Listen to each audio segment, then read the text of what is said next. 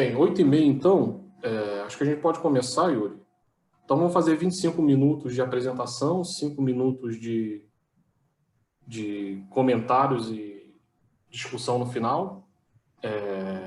Enfim, pode apresentar em português, como você ficar mais à vontade. Eu acho que não tem nenhum gringo na plateia, então pode ser de boa. Então, por favor. Beleza, obrigado, Pedro. Bom, hoje eu vou apresentar um paper que é parte da minha tese, né, um working paper ainda, a gente está trabalhando, a gente nem tem o primeiro draft pronto ainda, então todo comentário e sugestão é super bem-vindo aqui. E nesse paper a gente está olhando as origens históricas do trabalho doméstico no Brasil, né? Mas, basicamente, o trabalho doméstico é dominado por mulheres, são empregadas domésticas que todo mundo conhece e que são um pedaço importante da sociedade brasileira. Então, nesse paper, basicamente, a pergunta, né, a ideia de persistência que a gente está vendo aqui, é estudar se práticas históricas, no caso, a prática histórica perversa de escravidão doméstica, se isso pode ter algum tipo de persistência e afetar no futuro a posição das mulheres no mercado de trabalho. Né? E aí, quais são os mecanismos que operam, se isso realmente acontece.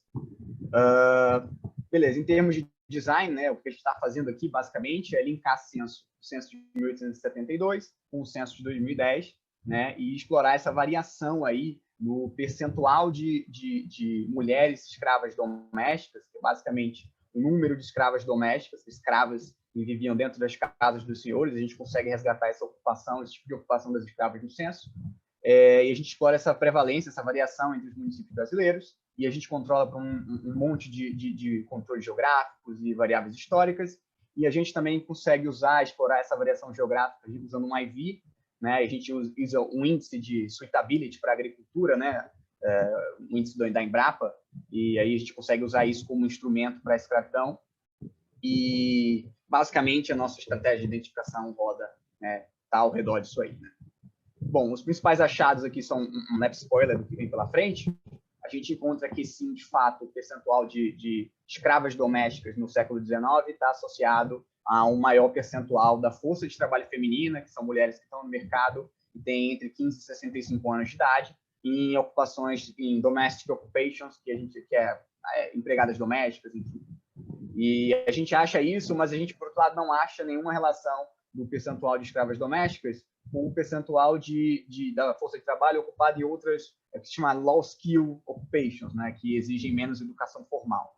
E aí a gente vai argumentar depois isso, falando sobre o mecanismo. Né? Mas a gente vai chegar lá depois.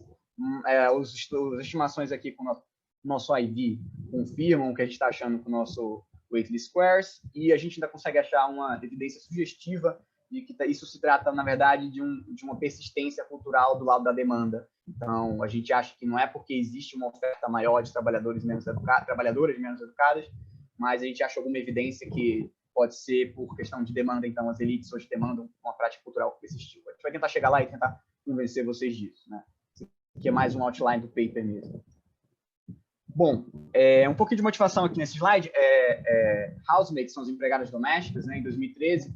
Né, a ideia aqui é mostrar como isso é importante no Brasil. Então, 15% da força de trabalho feminina no Brasil era de empregadas domésticas. Isso é acima da média da América Latina. E se você compara isso com outros países, é um negócio assim surreal. Por exemplo, você tem 17% em 2010, esses são os nossos dados, e da força de trabalho feminina ocupada como doméstica. Se você olha para a África, para os países da África, tira uma média, chega a ser 2,5%.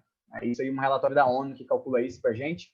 E se você olha para um país desenvolvido, por exemplo, esse percentual é muito mais baixo, chega a cerca de 1%. Então, isso é só uma ilustração de como isso é importante.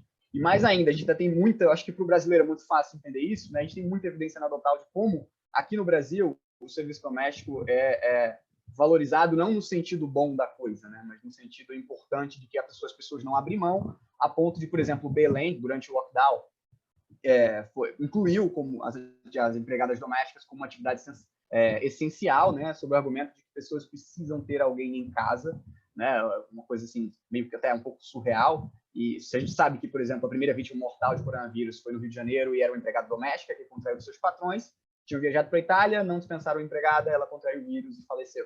Né? Enfim, isso marca muito, não só Belém, outras cidades seguiram Belém depois.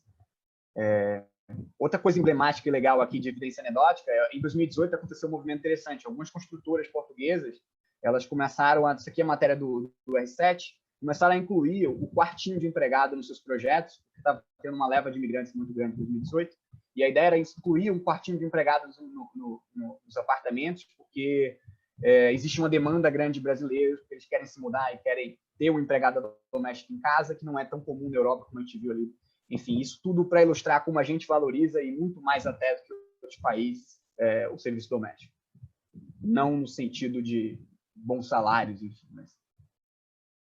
Aqui é um background, acho que todo mundo aqui está bem familiarizado com isso, né, de como a escravidão marcou o país e como o Brasil, por exemplo, foi o país que mais importou escravos do Transatlantic Slave Trade, que foi do tráfico de escravos. 40% dos afro-americanos que vieram para cá, que vieram nesse comércio de escravos, vieram para o Brasil, né? São 4,8 milhões que o pessoal estima, de 1550 até 1860, de escravos africanos que vieram para o Brasil.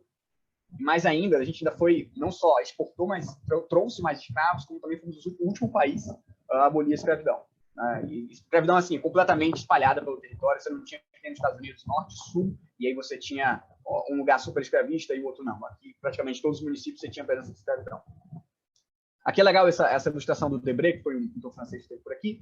E aqui ele ilustra uma cena muito típica, né, do século XIX, que foi quando ele esteve aqui no Rio de Janeiro, de uma família rica, típica, cercada por escravo doméstico, se servindo. Né? Se você pega a obra de Debré, isso fica muito claro, né? Como você tinha muito escravo andando na rua, muito escravo dentro das casas das pessoas. E aí, uma maneira legal de entender, né, como é que era o Brasil nessa época é ouvir relatos de estrangeiros que visitaram o país. Isso ficou muito claro no relato de uma escritora alemã que esteve por aqui. E uma coisa que chamou logo a atenção dela foi como todo o serviço doméstico era feito por pessoas negras. Né? Era um cocheiro negro, a gente tinha uma mulher negra na cozinha, enfim, servindo a eles. E a ideia aqui é mostrar como isso chocava, de tão grande que era essa prática aqui no Brasil. Tá?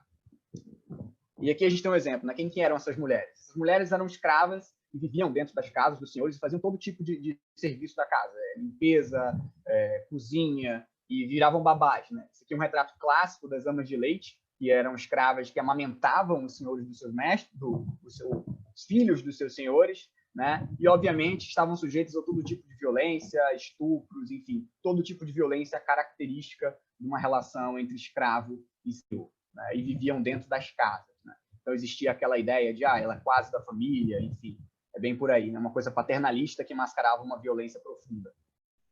Bom, de onde é que vem nossa hipótese, né? A gente está falando aqui muito de escravidão, mas a ideia geral aqui é que, e aí a gente baseia no trabalho da Leila Grant, um capítulo muito legal nesse livro aqui, que estuda o cotidiano na vida colonial brasileira, que é basicamente mostrar que em sociedades escravistas, como serviço doméstico e atividades manuais, estavam relacionadas a escravos, eram vistos como coisa de escravo, né? Começou a surgir um preconceito muito grande em relação a esse tipo de atividade. Então, quem é livre, para se marcar como livre, eles fugiam desse tipo de atividade, existia um dislike muito grande em relação ao trabalho manual e serviço doméstico. Né?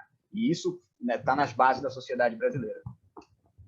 Bom, então, reunindo a evidência aqui, a gente também tem um artigo muito legal no Sociólogos do Cunha, né, que também fala sobre isso, sobre como a estigmatização do serviço doméstico foi importante e como o serviço doméstico era visto como uma atividade inferior. Tá? E aí, se você vai na tese de doutorado da Flávia Fernandes Souza, estudando o serviço doméstico do Rio, ela mostra como, gradualmente, os escravos foram substituídos por trabalhadoras livres depois da abolição da escravidão. Tá? E aí a ideia que ela mostra é que, logo depois da abolição da escravidão, começam a surgir os primeiros esforços de regulação do serviço doméstico, e aí a própria justificativa do vereador aqui no Rio de Janeiro é muito clara, né? E entre nós nunca se cogitou tal necessidade, né? Porque durante a escravidão não tinha nenhuma necessidade. E aí ela tem um paper super argumentando que esse timing não é nenhuma coincidência. Então, basicamente, são as elites, após o fim da escravidão, tentando conciliar a manutenção de outros hábitos com um novo regime de trabalho que existiria agora.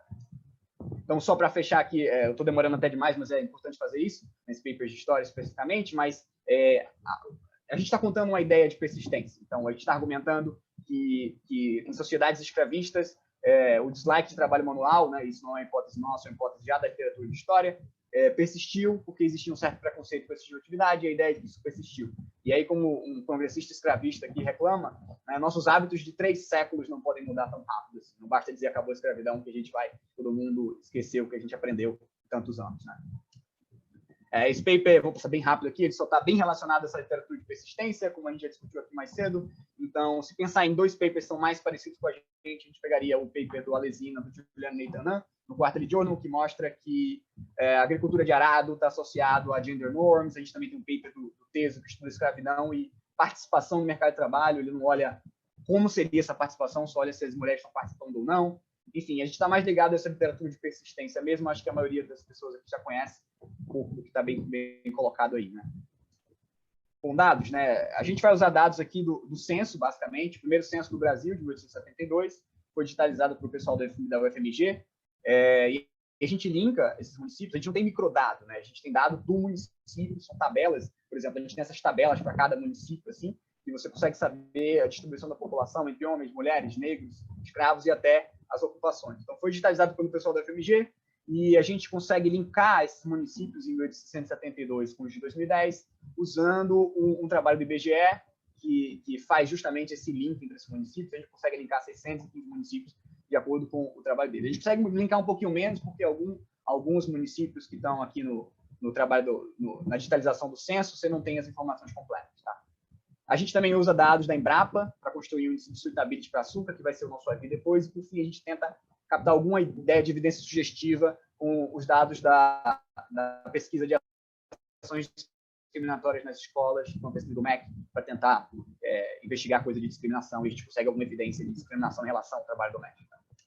Esse é o dado, enfim, aqui, basicamente, só começando a primeira evidência que a gente tem, a gente bota aqui um scatter do percentual de domestic women slaves em 1872, que é o número de escravas domésticas dividido pela população, e aqui no eixo Y a gente tem o percentual da força de trabalho feminina, no censo 2010, ocupadas como domésticas. A gente já vê aqui uma evidência de que há uma relação positiva entre essas duas variáveis, tá? E aqui, obviamente, que isso não dá para marter o martelo aqui, a gente tem que fazer muito mais coisa para trabalhar, isso é uma evidência sugestiva mesmo para a gente apresentar os dados. Bom, na estratégia empírica, a gente vai partir de 2 formas, né? A gente vai usar Oi. Yuri, desculpa. Uma preocupação que eu tenho com esses dados históricos que você apresentou é, você falou que tem informação faltando, como todo dado histórico tem, né? Mas o padrão de missing nesses dados é correlacionado com alguma coisa observável? A gente não fez bem esse teste, mas se eu não me engano, são 8 cidades, né? E depois a gente faz um teste de ficar excluindo cidade da amostra, meio que pega as cidades com mais escravidão, menos escravidão, tira a capital. A gente faz esse exercício e os nossos coeficientes são muito estáveis, então a gente imagina que não, mas acho que pode ser interessante dar uma olhada nisso mesmo, se tem algum padrão observado. Mas beleza, legal. Aqui a gente vai usar na sustentação principal, a gente tem um cross-sectional de informações históricas do censo e informações contemporâneas do censo de 2010. E o nosso Y aqui, nossa variável dependente, é o percentual de mulheres ocupadas como domésticas. A gente tem nossa variável de interesse aqui, é o share de escravas domésticas em 1872. A gente controla para várias variáveis históricas do censo, percentual de alfabetizados, percentual de negros, percentual de mulheres casados, percentual de trabalhadores na agricultura. Para medir estado, a gente bota percentual de public employment, meio que para tentar ver alguma coisa de experiência de estado. A gente também controla para algumas variáveis contemporâneas que podem ser mediators. Os resultados não são dependentes disso, se tirar esses controles está tudo ok também. E a gente controla para um monte de variáveis geográficas, chuva, incidência do sol, latitude, longitude, altitude, tem dano para cada tipo de solo. Então a gente consegue controlar para muita coisa. E a gente usa efeito fixo de estado, né? A gente não pode usar efeito fixo de município porque a gente está com cross-section, mas a gente usa efeito fixo de estado. A gente também usa algumas estimativas de regressões a nível individual, pegando dados do censo. E aqui a gente controla por características observáveis dos indivíduos, e em toda regressão a nível indivíduo que aparecer aqui, a gente está clusterizando os erros a nível do município, tá? Que é onde a gente tem a variação da gente. Legal. E a gente está tudo ponderando pelo tamanho da sample dentro dos municípios, tá? Tudo ponderado por população dos municípios. Aqui são os baseline results, tá? Eu vou tentar passar um pouquinho mais rápido. Bom, a ideia aqui é que a gente acha uma correlação positiva, né, mesmo controlando para um monte de coisa, e o nosso coeficiente é bem estável, né, quanto mais você vai controlando e passeando entre as especificações. Se a gente mede escravidão doméstica de outra forma, por exemplo, o LN, ou normaliza pela área do município em 1872, os resultados continuam estatisticamente significantes, só muda a magnitude, obviamente, que é a medida que é diferente. A gente adiciona um aqui, porque a gente tem um município que tem registrou 0 woman domestic slaves. Enfim, aí, por isso, para não perder ele da amostra, a gente coloca aqui. bem, se não botar 1 também, o resultado fica bem estável. A ideia é só que o nosso resultado errou tanto alternativas especificações como uma medida alternativa de prevalência de escravidão. Tá. Para ter uma noção de magnitude, a gente acha que um aumento de um desvio padrão nessa medida de domestic slavery prevalence está associada a 10% de um desvio padrão no percentual da força de trabalho feminina ocupada em ocupações domésticas. Isso é 2,7% da média, parecido com o que o Eduardo Teso acha no baseline dele de 4,7% em female labor force participation. Tá? Bom, o problema aqui, a gente vai tentar agora convencer vocês de alguns problemas que pode ter nesse tipo de análise, cross-section, então pode surgir um monte de dúvida para vocês, e super justas, né? Bom, o primeiro problema aqui é a questão de erro de medida, né? Isso é muito comum quando você está trabalhando com dado histórico.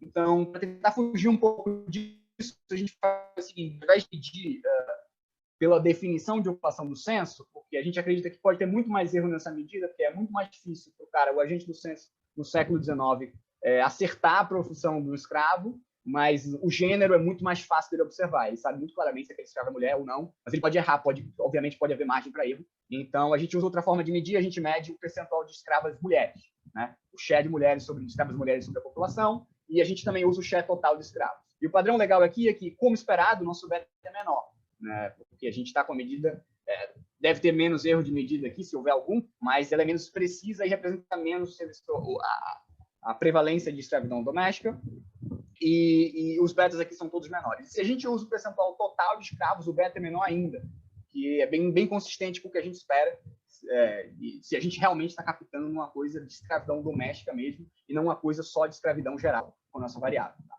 E aqui, novamente, insensível às especificações, balançando muito pouco o coeficiente. Tá?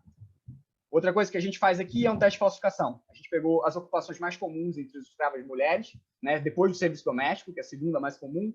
A mais comum é a agricultura, essas farm slaves. A gente pega o percentual dessas farm slaves e usa como variável explicativa aqui no nosso modelo, né, e a nossa variável de interesse, como falsificação.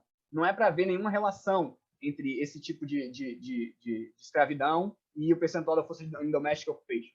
E a gente não acha efeitos, os betas não são significantes, tem magnitudes muito baixas, e o que é legal aqui é porque isso é mais um indicativo de que a gente, de fato, está pegando uma coisa de escravidão doméstica e não uma coisa geral de escravidão que é correlacionada com a nossa variável. Então, essa falsificação é bem legal.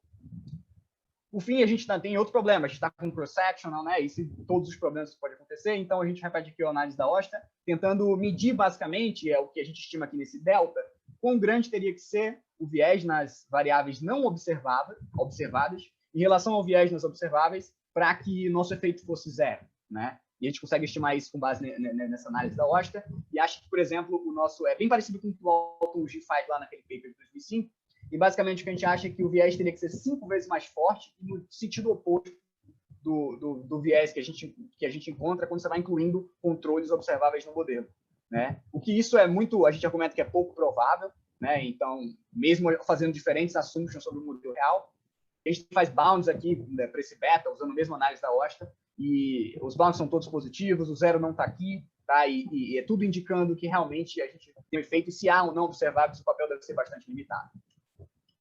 Por fim, tudo bem, cross-section, tudo bem, a gente faz a Osta, a gente tem falsificação, mas ainda pode, it's not enough. Então, a gente vai usar um IV, né, aqui. Então, a gente usa basicamente dois dados, os dados da Embrapa, que constrói o índice de suitability. Basicamente, ela identifica nos municípios a presença de terra muito suitable, não apropriada para a agricultura, e a gente constrói esse índice. E mais ainda, a gente usa dados da análise econômica, e a gente vai usar aqui só os municípios que foram afetados pelo boom da cana-de-açúcar. Aí é porque tem que estágio. Então, essa variação geográfica na suitability só deve afetar a escravidão, onde, de fato, houve esse boom de cana-de-açúcar, que a gente sabe que foi a primeira atividade econômica intensiva em escravidão. Tá? Então, a gente vai usar só esses municípios aqui de azul, cada ponto desse é o centroide de um município, tá? São 175 municípios, e a gente tem aqui a distribuição... Yuri, oi. Só para avisar, 5 minutos, tá? Que você tem. Tá.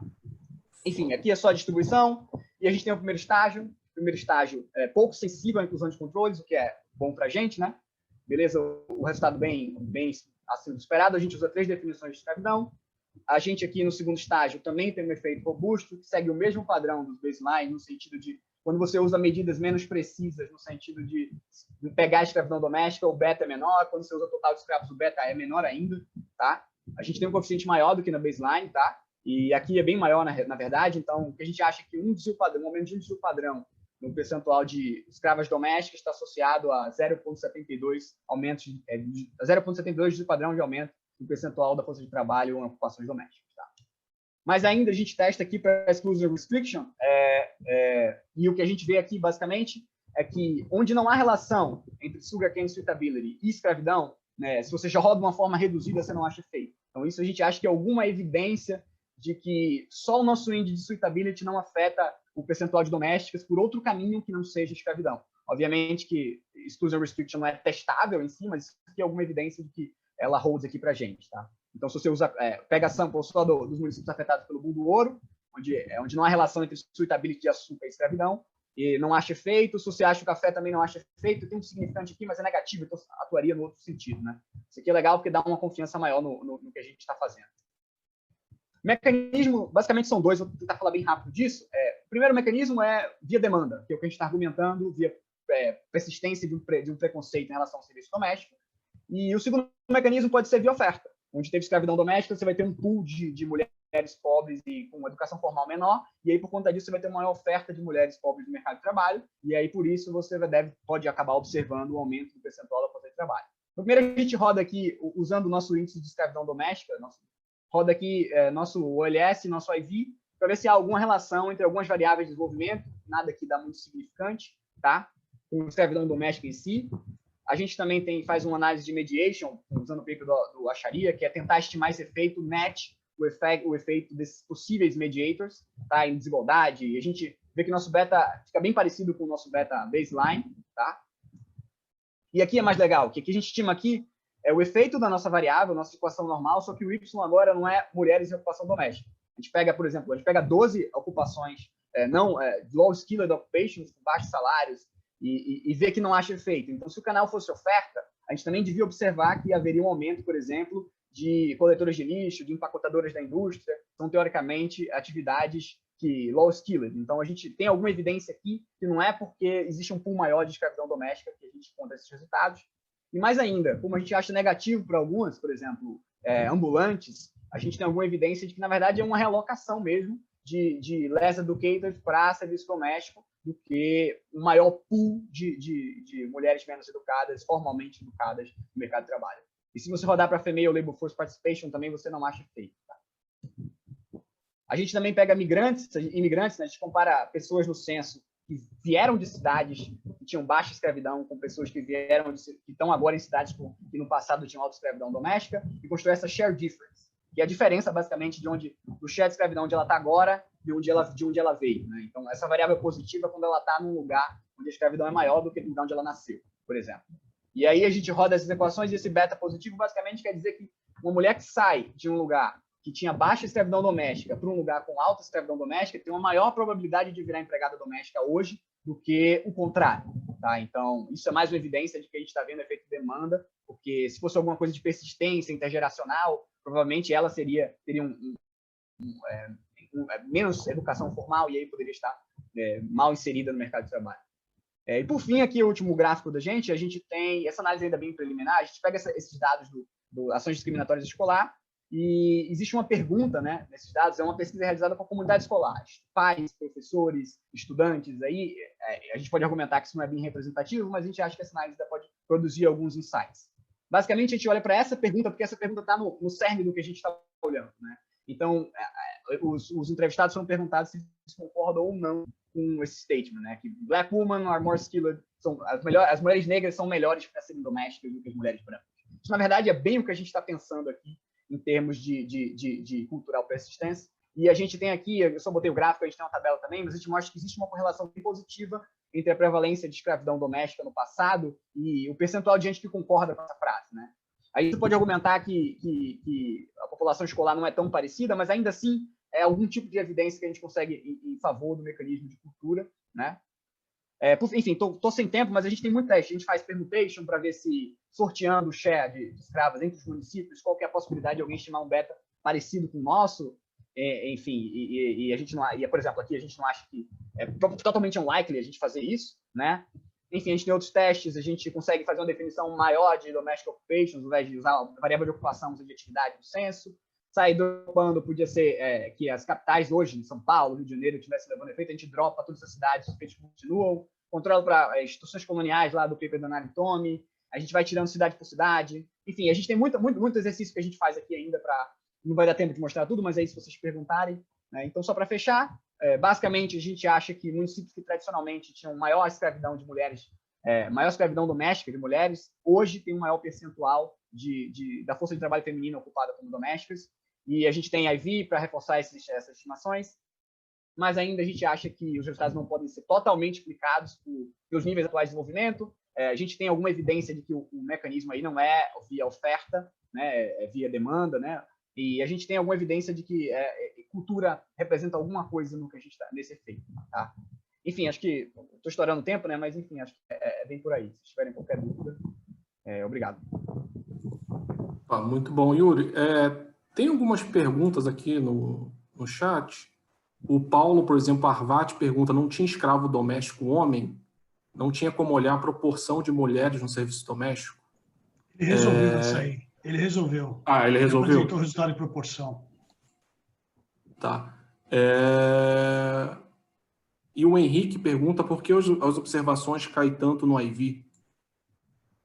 Bom, então, como eu falei, no IV a gente só está usando municípios que foram afetados pelo boom da cana-de-açúcar. E aí é uma questão de primeiro estágio mesmo, né? Então, os municípios que tiveram esse boom de cana-de-açúcar é onde a gente espera que a variação geográfica em suitability, né, que é natural, enfim, isso afete o percentual de escravidão. Basicamente por isso mesmo, por isso que a gente só fica com 175 municípios, a gente usa a definição do paper da Naritomi, no Journal of Economic History, de quais municípios foram afetados ou não por isso.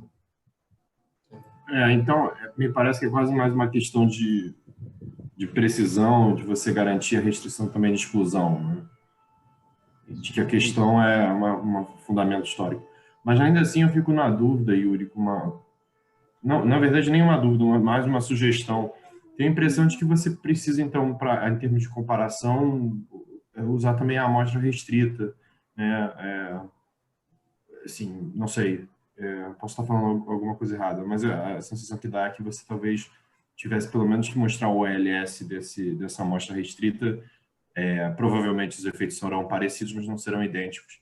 E aí as comparações dos coeficientes farão mais sentido. Sim, legal. Acho que isso dá para fazer tranquilo.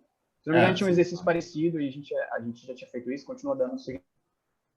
A gente não lembra mais ou menos a magnitude, mas sim, era maior, né? Não, total, faz todo sentido isso.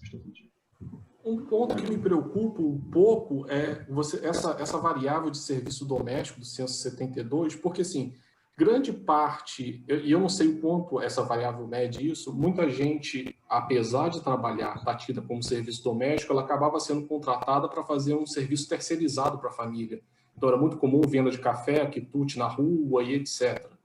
Então, assim, para mim, o que não fica muito claro é o quanto isso, essa variável sua, eu não sei se você já chegou a ver alguma coisa sobre isso, capta essa dimensão de serviço doméstico ou quanto capta outra dimensão de simplesmente você está comprando escravo para trabalhar para você em um serviço terceirizado, por exemplo, sabe? Seria outra dimensão desse fato, não exatamente um serviço doméstico, sabe?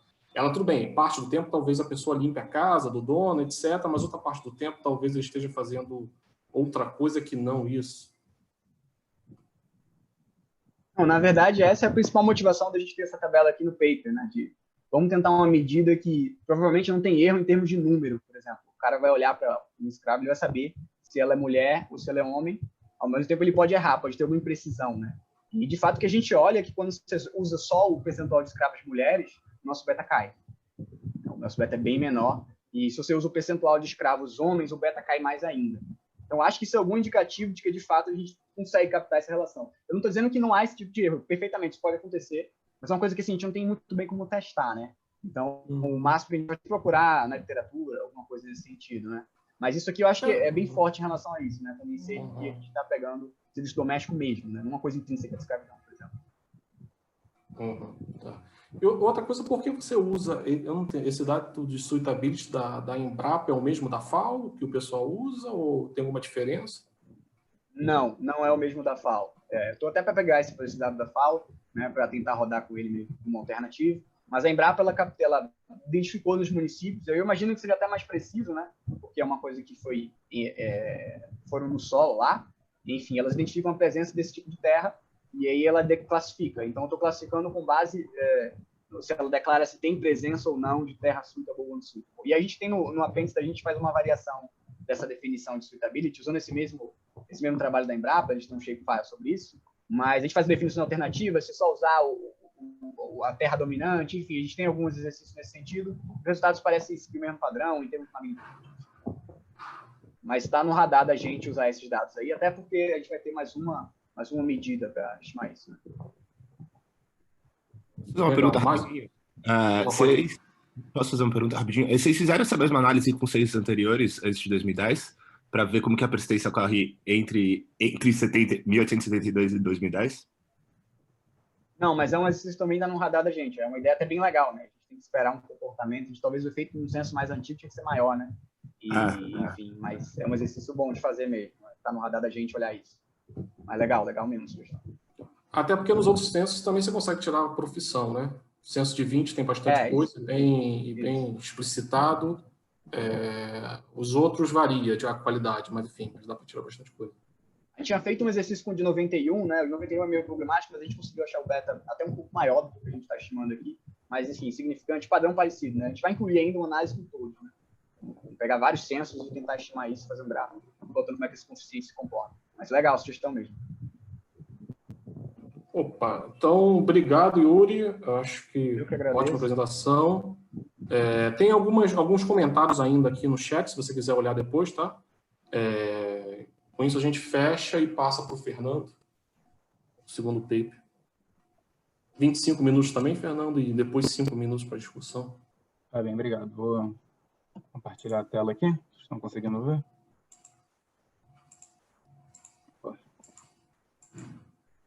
Então, primeiramente, bom dia. Hoje eu vou falar sobre esse meu paper, que é um trabalho em andamento, Slavery and Violence Against Black Women, Evidence from Brazil. Então, para motivar, né? Bom, a gente sabe que a violência contra a mulher é um problema global. Eu trouxe aqui só alguns dados sobre isso. Entre 45% e 55% das mulheres na União Europeia já sofreram um assédio sexual por algum homem. Pelo menos 30% e um pouco mais de 47% sofreram pelo menos um caso de violência física e psicológica, respectivamente, nos Estados Unidos. E quando a gente foca só nas mulheres negras, o problema é ainda maior. Elas sofrem mais casos de violência física do que mulheres, no geral, nos Estados Unidos, e mais casos de violência psicológica. Além disso, também sofrem em taxas maiores, com mais casos de violência sexual do que qualquer outra raça. Uma das explicações que eu vou tentar falar sobre nesse paper é entender qual é o papel que é uma transmissão intergeracional, então, com uma construção de uma cultura de violência contra a mulher, qual é o papel que isso tem, né? Então, na literatura, a gente tem esse report do El-Faqih, Hyman e Baker, que mostra que tem uma correlação positiva entre homens que testemunharam seus pais cometendo um ato violento dentro de casa quando eles eram crianças e homens que cometem violência contra suas esposas. Isso pode ser um indicativo de que existe uma cultura de violência contra a mulher que é gerada dentro da própria casa, que é gerada a partir do comportamento da família.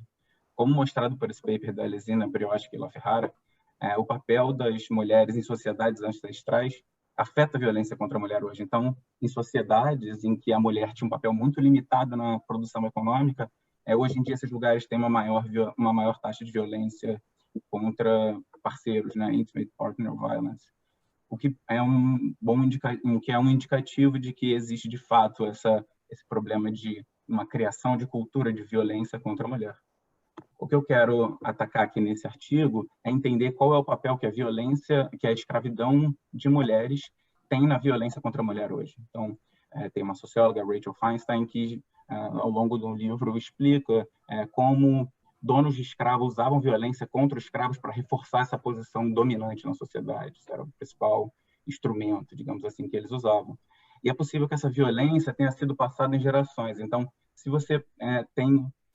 se a escravidão feminina é muito presente no município, é possível que a violência usada contra elas é transmitida ao longo da geração passando para os filhos e adiante, como uma violência contra a mulher negra, que era a maioria dos escravos, né, no Brasil. Então, o principal ponto, a principal pergunta desse projeto é como a escravidão feminina afeta a violência contra mulheres negras hoje. Mais especificamente, o que eu quero entender é como a proporção de mulheres em 1870, a proporção de mulheres escravas em 1872 afeta a violência contra mulheres negras hoje. Obviamente, essa medida de proporção de mulheres escravas é possível que seja endógena. Então, para lidar com essa endogeneidade, o que eu vou fazer? Eu vou usar o fato do Brasil ter recrutado escravos homens durante a Guerra do Paraguai e instrumentar a proporção de escravas mulheres em um município, usando a distância desse município para o principal fronte da guerra. Então, só para dar uma resumida aqui, a ideia é que quanto mais perto do fronte da guerra, mais provável era que um escravo homem fosse recrutado naquele município. E isso geraria um aumento na proporção de escravas mulheres, diminuindo o número de escravos homens. Só um indicativo dos resultados indicam que uma maior proporção de escravas mulheres em 1872 está associado hoje em dia com mais casos de violência contra mulheres negras e, mais especificamente, está associado com mais episódios de violência física e psicológica contra as mulheres negras. E o mesmo efeito não é encontrado para mulheres brancas e pardas. Então, esse artigo ele se encaixa basicamente em três linhas da literatura, em que analisa esses impactos persistentes que o Yuri até mencionou antes, do trabalho escravo, que eu acho que o mais próximo do meu trabalho é o Fujiwara, Laudares, Valência, Caicedo e Lambert, que analisam esse impacto de escravidão no Brasil em desigualdade econômica e provisão de bens públicos, mas também adiciona muito a essa literatura de raízes históricas de diferenças de gênero e principalmente na literatura de violência contra a mulher. Aqui eu só queria mencionar esse último paper da Boggiano, que também usa que também usa a Guerra do Paraguai para analisar o impacto na violência contra a mulher, mas ela usa do lado paraguaio. Então, a Guerra do Paraguai matou mais ou menos, algumas estimativas dizem que 90% da população masculina do Paraguai foi morta, e ela analisa como essa diferença de gênero afetou. Então, ainda que ela use o mesmo contexto, faça uma pergunta semelhante, que é entender o impacto da guerra, entender o impacto que a guerra teve e essa diferença de gênero teve na violência contra a mulher, ela não está fazendo nenhum comentário sobre como a escravidão pode ter afetado isso. Então, para dar um pouco de contexto, eu vou tentar só dar um overview sobre a Guerra do Paraguai. Ele foi um conflito entre o Brasil e a Tríplice Aliança, que era formado entre o Paraguai e a Tríplice Aliança, desculpa, que era formado por Brasil, Argentina e Uruguai. Até recentemente, até o Covid, tinha sido o episódio que mais matou brasileiros. Se selecionar um episódio, o episódio que mais matou brasileiros só atrás do Covid agora. E a gente pode dividir essa guerra em três fases principais. A primeira fase é o início da guerra. Então, Solano Lopes vinha ameaçando essa guerra. Ninguém acreditava muito no Brasil que essa guerra fosse acontecer. O Paraguai não era conhecido por guerrear e por ter sucesso em batalhas. Mas, em 1864, eles resolveram invadir o Brasil e a Argentina, motivado por uma invasão brasileira durante a Revolução Uruguai, a Revolução Colorada. E nessa primeira fase da guerra, a maior parte das batalhas foi concentrada toda no sul do Brasil. Então, o Paraguai primeiro invadiu o Mato Grosso e o sul do Brasil, porém, no Mato Grosso era uma região só que eles ocuparam, porque era uma região de disputa do Brasil, deixaram menos de 1.000 soldados e todo o esforço da guerra paraguaia foi concentrado para o sul do Brasil. Durou cerca de 1 ano e meio essa fase. Foram muitas guerras, o Paraguai ocupou Uruguaiana, mas eventualmente, no início de 1866, o Brasil venceu o exército paraguaio no sul do Brasil e o exército paraguaio recuou em direção a Corrientes, na Argentina, mais ou menos na fronteira entre Paraguai e Brasil, onde tinha uma linha de fortes. Isso foi importante até para prolongamento da guerra, porque o exército paraguaio teve a capacidade de se reorganizar das sucessivas guerras e das inúmeras mortes que foram causadas nessas batalhas do Sul. Então, eles ficaram nessas linhas, atrás dessas linhas de fortificações, e a maior parte das batalhas dessa guerra aconteceram ali em Corrientes durante 3 anos. Até que, eventualmente, em 1869, o exército da Tríplice Aliança conseguiu vencer essa barreira, conseguiu entrar no Paraguai, e, essencialmente, nessa terceira fase, a guerra acabou. A Argentina e o Uruguai, os exércitos argentinos e uruguaios resolveram voltar de volta para os seus países, mas Dom Pedro II não aceitava que se voltasse da guerra sem Solano Lopes. Então, a solução foi... Bom, essa terceira fase nada mais é do que uma perseguição a Solano Lopes. Depois que foi ocupada Assunção, a capital já estava ocupada, uma guerra essencialmente terminada, o Brasil seguiu perseguindo e, eventualmente, conseguiu matar Solano Lopes em Cerro Corá, em 1870. Mas um aspecto muito importante, talvez eu possa dizer até um pouco único dessa guerra em relação às outras na América do Sul, foi o fato de escravos terem sido usados no exército brasileiro. Então, como eu falei no início, apesar de algumas ameaças do Paraguai a uma guerra ao Brasil, ninguém acreditava que, de fato, eles fossem guerrear. Eles só tinham vencido uma guerra até esse momento, tinha sido a Guerra da Independência, e, apesar das ameaças, o Brasil não acreditou. O que aconteceu foi, uma vez que o conflito se iniciou, e, principalmente, uma vez que o conflito passou da fase 1 para a fase 2, o Brasil começou a precisar de mais soldados. Faltou soldados, o descontentamento da população, inclusive, era crescente, a guerra não era para ter sido tão longa quanto foi, de fato, todo mundo esperava um conflito rápido, e uma solução que Dom Pedro II fez foi recomendar o recrutamento de escravos homens para o exército, né, para participar do conflito. Esse recrutamento ele acontece de 4 formas principais, pelo menos é assim que a literatura de história vê esse momento. O primeiro é doação de donos de terra e organizações religiosas. O segundo é pelo alistamento de escravos fugidos. Então, aqui o que aconteceu, tem muita evidência anedótica sobre isso, parece que o Brasil passou a fazer o exército brasileiro passou a fazer uma vista grossa para quem queria se alistar. Então, eles não procuravam saber se de fato aquele escravo era fugido ou não, se até aquele momento ele tinha algum dono ou algo assim. E eles passaram a fazer uma vista grossa e aceitar escravos fugidos para o exército. O terceiro método, que também tem um papel muito importante do exército brasileiro, é o recrutamento forçado nas ruas. Então, se tinha um escravo na rua, eles podiam prender sobre qualquer tipo de acusação, vadiagem, seja o que for. Eles prendiam esses escravos e eles eram obrigados a irem participar, a serem recrutados para o exército brasileiro. O último caminho é essa substituição de homens draftados. Então, eles draftavam homens nas cidades em que eles estavam, o exército, só que, caso um homem não quisesse participar da guerra, ele podia pagar uma quantia e oferecer um escravo seu em substituição para participar no seu lugar durante o conflito. Mas, de acordo com a Constituição desse momento, somente homens livres podiam participar do exército. Então, todo esse recrutamento de escravos teve que vir junto com uma alforria desses escravos.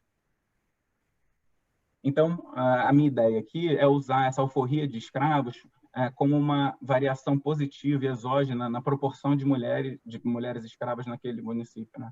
Então, eu vou instrumentalizar a proporção de escravos usando a distância para o fronte da guerra, para o principal fronte da guerra, que é Corrientes. Então, deixa eu só botar um mapa aqui para ilustrar. Talvez o mapa esteja um pouco pequeno, mas eu acho que todo mundo sabe, né? O Brasil, Corrientes é essa área aqui, que está marcada aqui no azul. Esse aqui é o Paraguai, e eu uso a distância de um município brasileiro até Corrientes como um instrumento para a proporção de mulheres. E, assim como o Yuri, tem certeza, o Pedro, controlando pelas características do município em 1872, pelas características do município em 2010, controlando latitude, longitude, efeito fixo de província e tudo mais. E depois eu vou usar esse segundo estágio para olhar outcomes de violência contra a mulher hoje, para entender como essa proporção de escravos mulheres afeta a violência contra a mulher hoje em dia. Mas uma hipótese que era o que eu estava mencionando no começo é a ideia de que o exército brasileiro foi quem teve um papel preponderante no recrutamento de escravos. Como eu falei, via recrutamento forçado, via alistamento de escravos fugidos e tudo mais. Só que eu não tenho exatamente, eu não achei pelo menos esse dado exatamente a marcha que o exército brasileiro fez da capital, Rio de Janeiro, até o sul do Brasil para a guerra, né, para a primeira fase da guerra. Então, o que eu vou usar aqui como proxy para esse caminho é uma linha de telégrafo construída para a Guerra do Paraguai, para a comunicação entre o exército e o imperador, e vou incluir também os estados que são vizinhos ao Rio de Janeiro, porque são estados onde o exército brasileiro era mais capaz de enforce esse recrutamento tanto de homens, esse recrutamento forçado e tudo mais. Então, dentro da minha amostra que eu estou usando aqui, eu vou estar usando os 3 estados do sul do Brasil e os estados do sudeste. Eu uso 3 bases de dados principais, né, como todos nós aqui. Eu uso o censo de 1872, que tem as características, número de escravos por gênero em cada município e características de cada município. Uso o censo de 2010. E o mais importante, eu uso a base de dados do SINAM. Então, desde 2014, tem uma lei no Brasil que todos os casos de violência de gênero em que uma vítima foi a um hospital, seja ele público ou privado, tem que ser notificado para o Ministério da Saúde. E o SINAM, então, tem esses dados no número de casos por raça e por tipo de violência em cada um dos municípios do Brasil.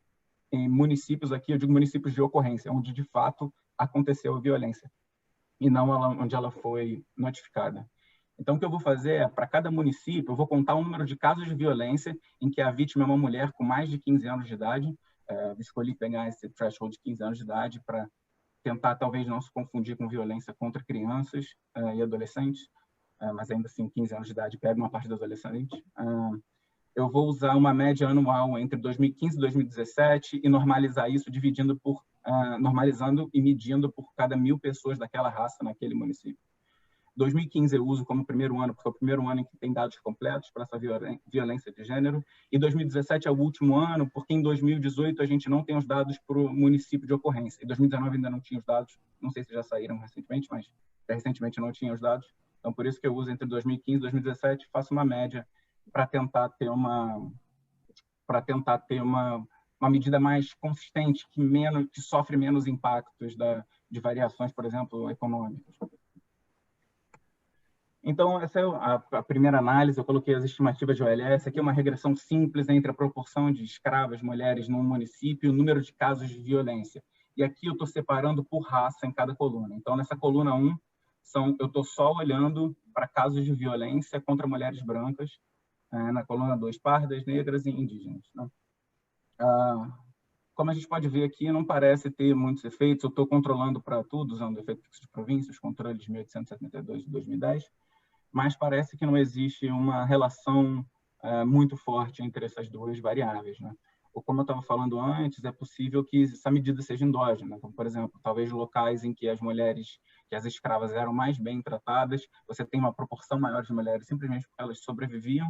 Tem que pensar que no contexto da escravidão, mulheres sendo maltratadas, elas morrem. A frequência, os maltratos, como o Yuri tinha mencionado, são gigantescos. Os relatos são de embrulhar o estômago quando você lê todas essas situações, mas aqui a gente não está encontrando nenhum impacto. Então, a solução talvez foi, como eu falei no começo, instrumentalizar essa proporção de escravas mulheres usando a distância para o fronte da guerra, que é o que eu faço nesse slide seguinte. Esse é o meu primeiro estágio. Então a ideia aqui é, quanto mais longe você está do fronte da guerra, menor deveria ser a sua proporção de mulheres. Ou então, olhando pela ótica oposta, que era o que eu estava fazendo como explicação no começo, quanto mais perto do fronte da guerra, maior a sua proporção de escravas mulheres. Aqui parece... bom, esse primeiro estágio parece ser bastante significativo e negativo, que era o que a gente esperava. Como eu falei, quanto maior a distância, menor a proporção. E essa vai ser a estatística F acima de 10 indica que o instrumento é forte, pelo menos até recentemente, esses últimos papers botaram algumas dúvidas em cima disso. Mas essa especificação 4 é que eu vou seguir ao longo do restante do paper.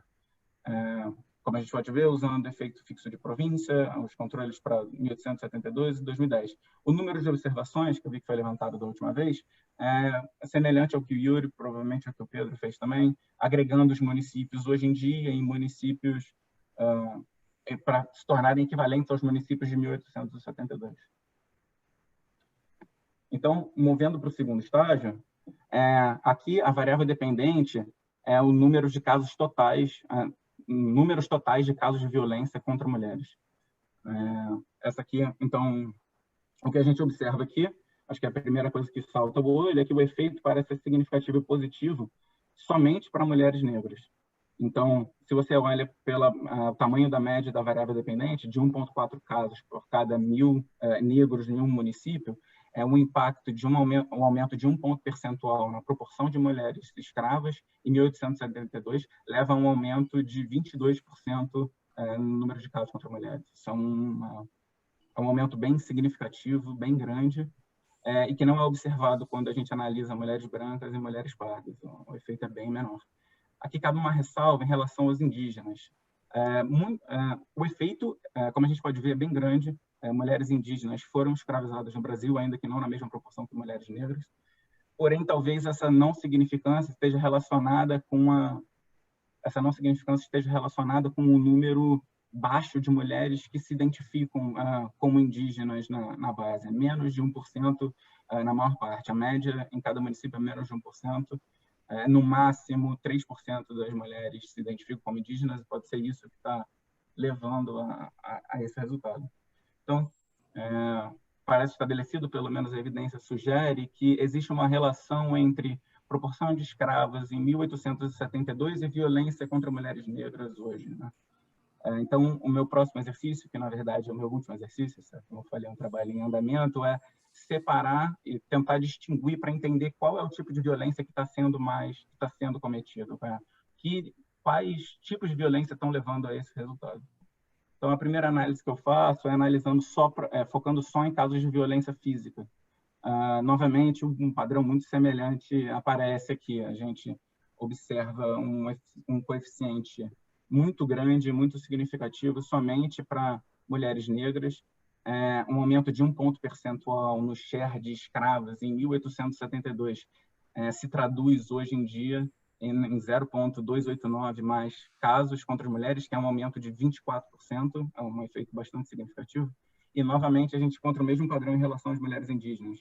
Parece que elas estão sofrendo mais casos de violência física, mas aqui não aparece como significativo, talvez pelo baixo número de mulheres indígenas na base de dados.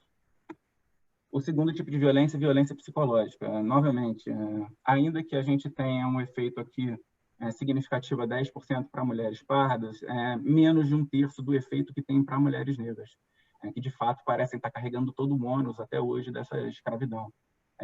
Mas é curioso aqui mostrar que para mulheres indígenas o caso de violência psicológica não parece existir nenhum efeito.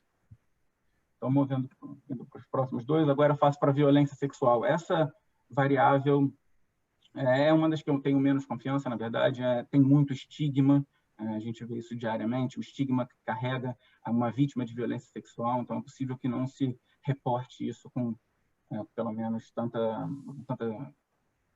Bom, não é tão boa, os dados não são tão bons quanto para violência física e psicológica. Eu tentei já ter... Foi. Opa, foi mal. 5 minutos, tá? Beleza, estou no final. Obrigado. Eu estou tentando ter acesso a esses dados de violência sexual das polícias para ver números de denúncia, mas ainda não tive acesso, então isso é um exercício para o futuro. E a última categoria de violência é violência com sinais de tortura. Também é uma violência mais rara, né? É um evento mais raro, e parece não existir nenhum efeito. Isso é indiferente do gênero. Parece que nenhum efeito, e mesmo assim o tamanho do efeito não parece ser tão grande ou significativo. Então, só para terminar, começar a fechar a apresentação, eu coloquei só alguns exercícios de robustez, eu não tenho muitos. Os resultados são robustos para eu dividir e estimar cada ano separadamente, como era esperado. Mas esse segundo exercício de robustez aqui, eu acho que é mais importante. Então, como eu falei no começo, tinham dois frontes principais da guerra. O sul do Brasil, que era Uruguaiana e São Borja, e Corrientes. Eu resolvi usar o sul do Brasil como instrumento para ver se os resultados se parecem, e parece que os resultados são bem semelhantes com o que a gente observou antes, ainda que a significância caia um pouco. Aqui a gente observa que quanto mais longe se está do fronte da guerra, menor a proporção de escravas mulheres. E quando a gente analisa o segundo estágio, parece que o efeito é bem grande e significativo para mulheres negras. Para mulheres indígenas, aqui nesse caso, também foi significativo a 10%. Os resultados também eles são robustos a usar Conley Standard Errors, né, seguindo a nova recomendação do Kelly 2020, e usando o Inverse Hyperbolic Sim do número de casos na variável dependente, só para mostrar que os resultados não estão sendo driven por observações com valor extremo, né? Então, não é 1 lugar, 2, 3 lugares que tem muitos casos de violência contra a mulher e tinham muitos casos. Então, só para concluir, foi o que eu falei, é um trabalho em andamento. O que esse paper analisou foi como a composição de gênero dos escravos afeta a violência contra as mulheres negras hoje. Os resultados indicaram que o aumento de 1 ponto percentual no share de escravas de mulheres em 1872 leva a um aumento de mais de 20% no número total de casos de violência contra mulheres negras, um aumento de um pouco menos de 25% em casos de violência física e um pouco menos de 35% em casos de violência psicológica. E o curioso é que o mesmo padrão não é observado em casos de violência contra mulheres brancas e pardas, ainda que a evidência sugestiva seja que, sim, a gente observa isso para indígenas, mas a falta de significância deixa essa dúvida. Para isso. Obrigado. Opa, legal. Então, tem algumas perguntas aqui no chat. O Daniel Araújo pergunta como fica o seu resultado se rodar direto o share de escravos em 72 na violência no município atual. Imagina que quis dizer violência geral, não sei. Acho que ele já mostrou essa, não foi? Eu mostrei o LS, né? O número de casos de violência no share. Era isso? Era. Eu fiquei pensando se você rodasse a identificação de URI, por exemplo, suitability para agricultura, alguma coisa desse tipo, se não apareceria efeito para você. Eu não rodei ainda, mas é uma boa sugestão. Muito obrigado. Opa, você vai falar alguma coisa? Não, pode falar. Então, o Bruce pergunta se as capitais não estão mais distantes de correntes e, nesse caso, correlacionada com alguma não observável. Então, as capitais eu dropei e o resultado se mantém. Eu já tirei elas. Os municípios que contêm as capitais, elas não são incluídas num dos exercícios do artigo e se mantém, mas eu não incluí aqui, então fazia sentido a pergunta. Giovana Ribeiro, você consegue controlar para a existência de estrada e facilidade de chegar ao fronte da guerra? Então, esse era um dos meus planos. Eu queria usar a existência de estradas para, na verdade, como uma proxy para saber onde o exército marchou, mas eu não estou conseguindo nenhum dado de estradas Cara, eu só encontrei um mapa de 1856, de um cara chamado Niemeyer, que tem umas estradas, assim, pré-72, que eu estou dizendo, é o censo, que tem dá para digitalizar alguma estrada. Até digitalizei, mas assim, é o que tem, assim, o que eu encontrei até hoje. Não tem muito mapa de estrada, de rodagem no Brasil pré-70, não. De fato, é meio complicado. Bom, se alguém souber, por favor, manda no chat.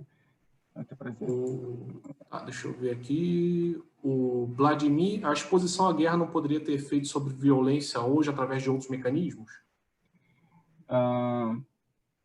Poderia, eu não... Então, é porque eles não foram exatamente expostos à guerra, né? A guerra, ela acontece só em uma cidade, né? Que eu acho que eu mostrei aqui no começo,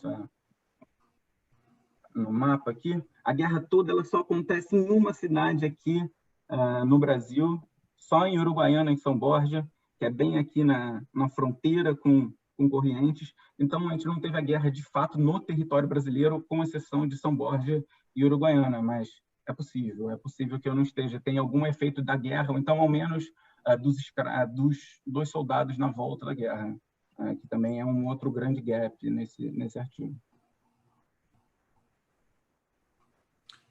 Tem mais perguntas, né? Peraí, deixa eu ver aqui. Os casos... Fernando, pode perguntar. Uma coisa que eu estava pensando tem um paper do Eduardo Teso que mostra que é bem parecida a identificação aí, né? A ideia de que você vai ter uma guerra que você vai tirar muitos homens, então você vai ter meio que ia ter mais escravas mulheres em relação ao pessoal da população, porque ia sair homem, né? E aí o Eduardo Teso acha que, e eu estou falando isso porque me levantaram aqui no chat que isso podia ser interessante, que o percentual de mulheres escravas podia ter algum efeito sobre participação no mercado de trabalho. E aí seu mecanismo podia ser meio que uma reação ligada, sei lá, ao machismo, e não ligada necessariamente à violência que os escravos sofreram, né? É verdade, você tem razão. Inclusive, eu acho que o paper da Bogiano é isso, né? O aumento tem algumas evidências na literatura de violência contra a mulher que o aumento da força de trabalho das mulheres gera um efeito negativo, um aumento do machismo que é respondido com violência contra a mulher. Vou dar uma testada. Obrigado. Uma parada que me chamou a atenção é porque toda a literatura histórica, pelo menos, na verdade, eles sempre ressaltam que eram os municípios do Nordeste que mais enviaram gente para a guerra, né? Ou seja, você imaginaria uma relação diferente da que você achou ali, talvez uma maior distância, um coeficiente positivo, né? E você chegou a ver alguma coisa disso na literatura? Então, o que eu vi muito na literatura em relação ao Nordeste, ajudando, ajudando no esforço de guerra, tem a ver com os dados que são divulgados, né? Então, eles tinham o número de doações feitas, o número de doações de escravos feitas para o esforço de guerra. Esse dado existe mais ou menos, existe muito para o Nordeste. A gente não sabe como foram esses números para o Sul e Sudeste. Então, acho que por isso, talvez, uma boa parte da literatura enfatiza muito o papel que o Nordeste teve no esforço de guerra, mas eu não sei se a evidência, pelo menos o que eu encontrei até agora, não era muito conclusiva de que, de fato, eles foram os locais que mais contribuíram com escravos para a participação na Guerra do Paraguai. E quando você usa a distância para o Mato Grosso, você encontra alguma coisa? Não encontra nada? Ou... Não encontro nada, e isso foi um dos grandes puzzles, eu acho, do começo do artigo, que foi entender por que ninguém se importava, por que essa invasão do Paraguai no Mato Grosso não gerou nenhum impacto.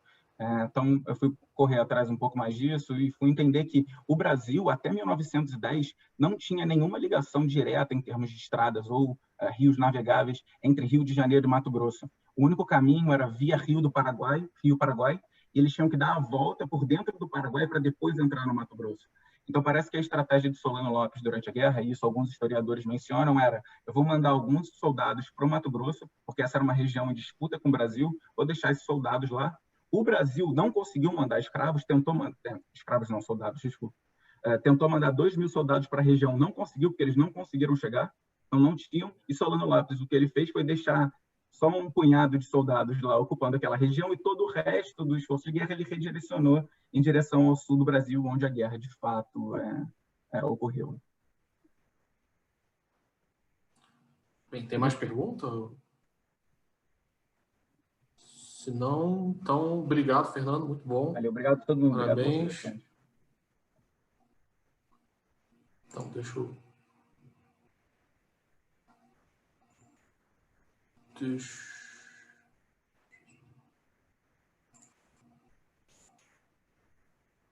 eu share my screen.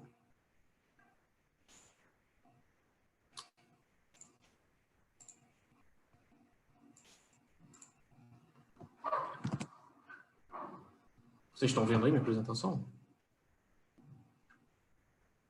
Beleza, então. Só marcar o tempo. Tá. Então, a ideia desse paper é analisar a industrialização, analisar a expansão de ferrovias no Brasil e sua relação com a industrialização. Aí aqui um pouco menos persistência e mais história econômica, pegando de 72 até 1950.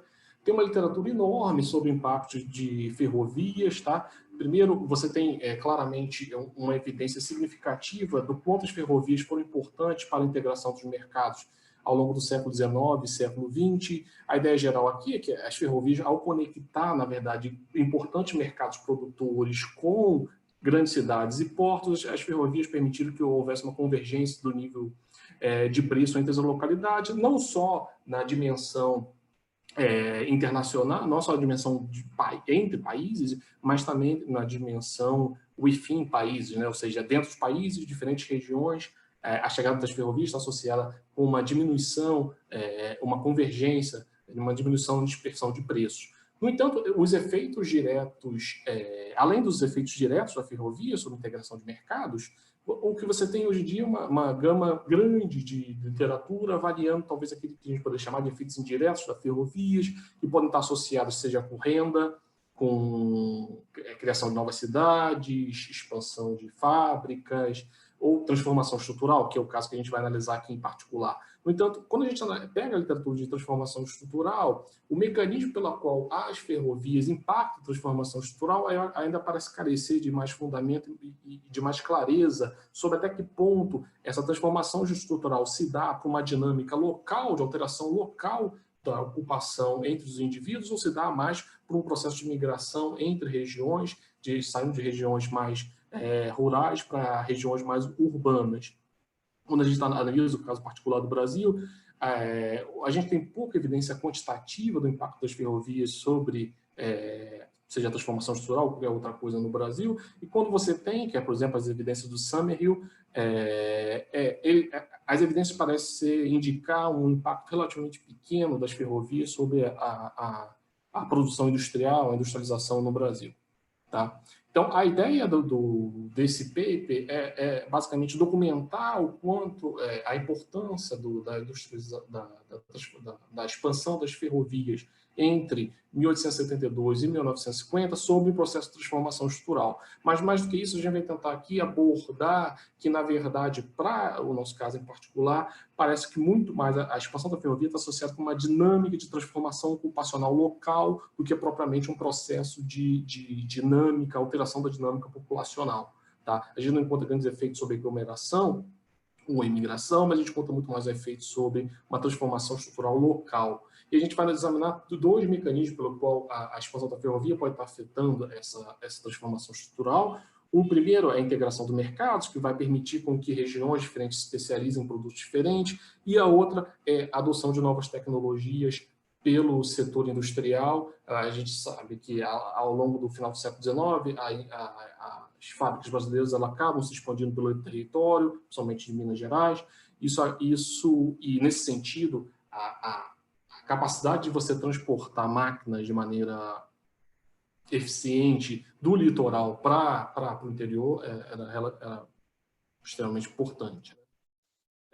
Então, obviamente que tem um problema aqui, porque a expansão da ferrovia ela é associada por uma demanda, no geral está associada com o crescimento econômico, né? Então você tem uma demanda maior por integração de mercado, que vai estar associado com a expansão da ferrovia. Obviamente isso gera um desafio para você capturar esse efeito causal. O que a gente vai fazer aqui, a gente vai tentar usar as características da expansão do sistema ferroviário brasileiro para gerar uma variabilidade entre os municípios por estarem em regiões que a gente poderia chamar regiões mais propícias à conexão ao sistema ferroviário, por questões de custos, basicamente custos de construção dessas ferrovias nessas localidades, né? Então a gente vai usar isso para tentar capturar esse efeito causal das ferrovias sobre transformação estrutural. A literatura de ferrovias é gigante, né? Você tem desde os clássicos até que eu não coloquei aqui, mas até a literatura mais recente, que analisa o impacto da ferrovia sobre integração de mercados, valores de terra, urbanização, inovação, a expansão das fábricas, e obviamente tem uma literatura de persistência sobre ferrovias. No entanto, mais relacionado com o nosso trabalho aqui, tá? Essa literatura que analisa o pacote de ferrovia e transformação estrutural, e aqui a contribuição do paper é muito mais mostrando que na verdade, você tem duas dimensões que esse pacto da ferrovia pode ter, uma dimensão de transformação estrutural local, outra dimensão de efeitos de imigração e aglomeração. A gente vai mostrar que aqui os efeitos de transformação estrutural local são muito mais relevantes do que de aglomeração e imigração. Tem toda a literatura de transformação estrutural, e a gente tem toda aquela questão da dinâmica da inovação tecnológica na cultura ou inovação tecnológica na indústria, o que isso impacta sobre a transformação local, transformação estrutural. Aqui a gente está mais centrado na questão do quanto a importação de novas máquinas é importante para a transformação estrutural, e tem toda a literatura clássica de ferrovias e industrialização no Brasil, que, no geral, acaba dando uma importância relativamente pequena às ferrovias nesse processo de industrialização. A gente vai mostrar aqui que o papel dela parece ser mais relevante do que até então encontrado em outros trabalhos.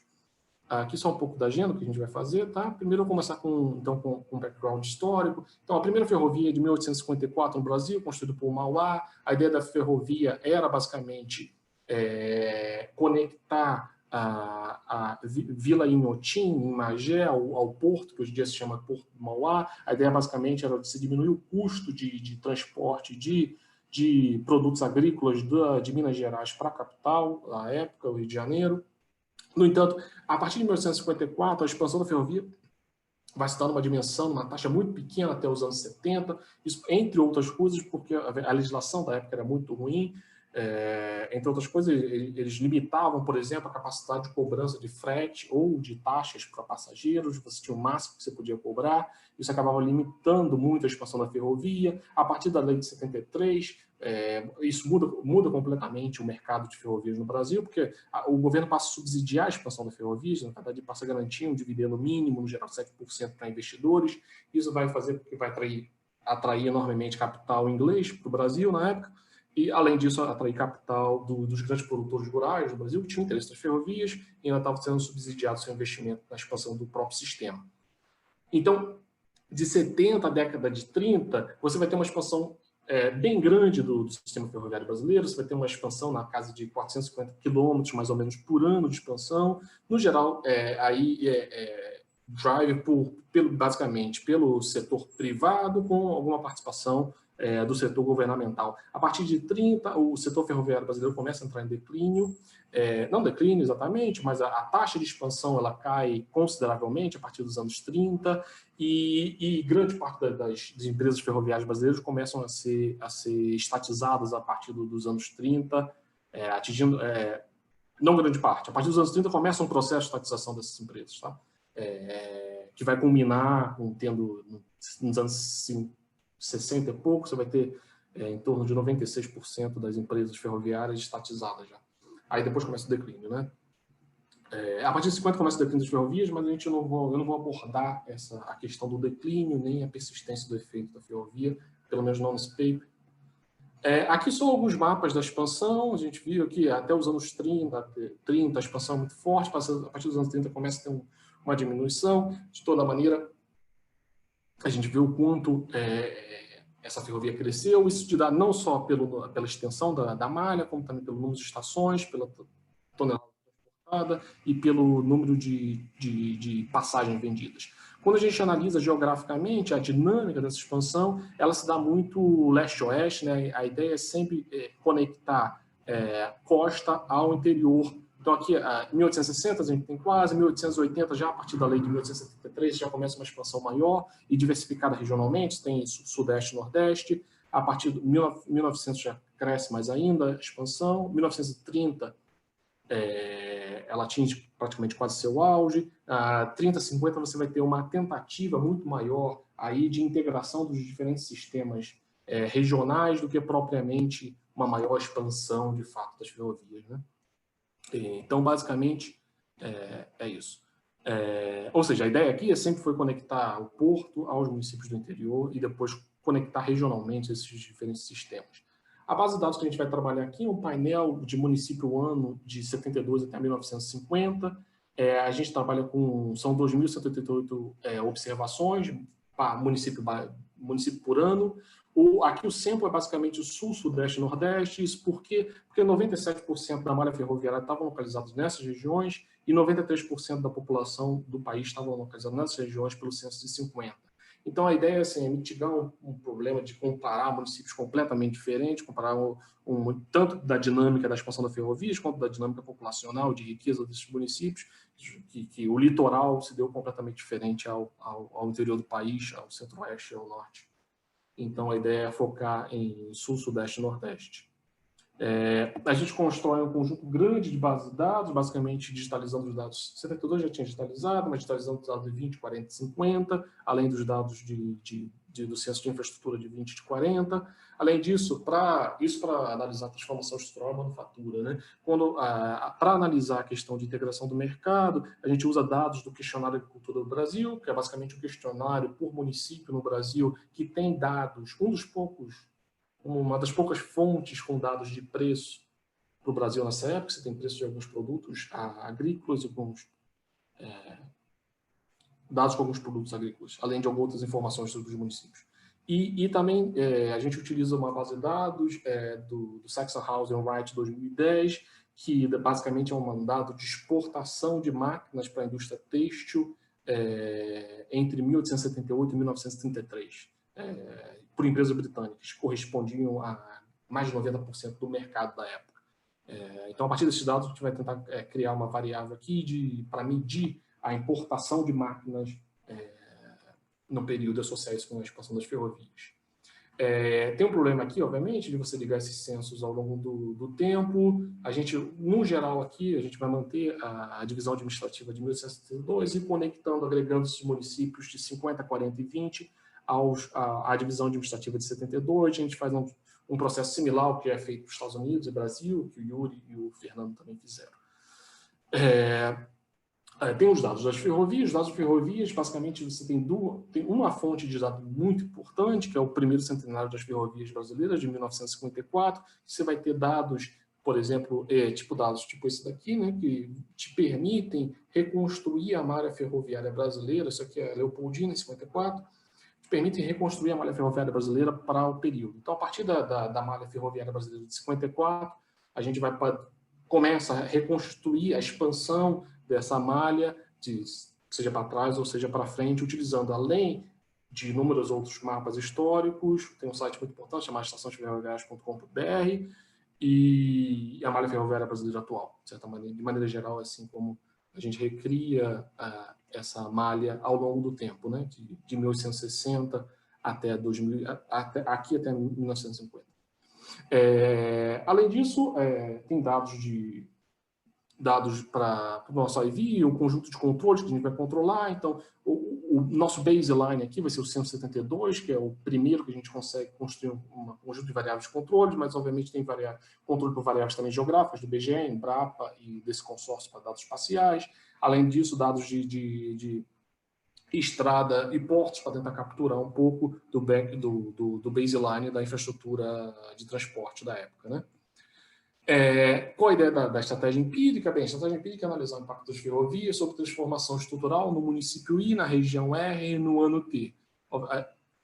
Aqui, a nossa variável de ferrovia, aqui é uma dummy se o município está a menos de 10 quilômetros de uma linha ferroviária. Por que a gente usa essa medida? A gente usa essa medida porque é meio padrão da literatura, porque primeiro você tem uma margem de erro na construção do sistema ferroviário, a partir de dados desses mapas históricos, e por outro lado, nem todas as linhas ferroviárias passam pelo centro da cidade, né, pela sede do município. E aqui, basicamente, a gente analisa a distância para a sede do município. Então, você tem aí uma margem de erro, de maneira que trabalhar com demanda, com uma dummy passa a ser o normal nessa literatura. Além disso, a gente vai controlar com um efeito fixo de município, né, entre 72 e 50, capturar essas características que não variam no tempo. Um efeito fixo de tempo interagido por região, né, capturar essas tendências comuns por regiões. Um conjunto de baseline aqui, de controles que são basicamente os controles das características socioeconômicas do 172, características geográficas, características de transporte e características... Não lembro se tem mais alguma coisa, mas coisa eu vou lembrar. E tudo interagido por uma dummy de um efeito fixo de tempo, né, porque trabalhando com um painel aqui.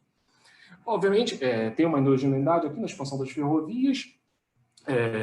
Então, o que a gente vai fazer é utilizar essa característica da expansão das ferrovias brasileiras, que se deu por dois motivos. Um, interligar os municípios do interior aos portos e conectar os diferentes sistemas, conectar as diferentes capitais das províncias, dos estados, e os diferentes sistemas regionais que até então eram independentes, ali na década de 30.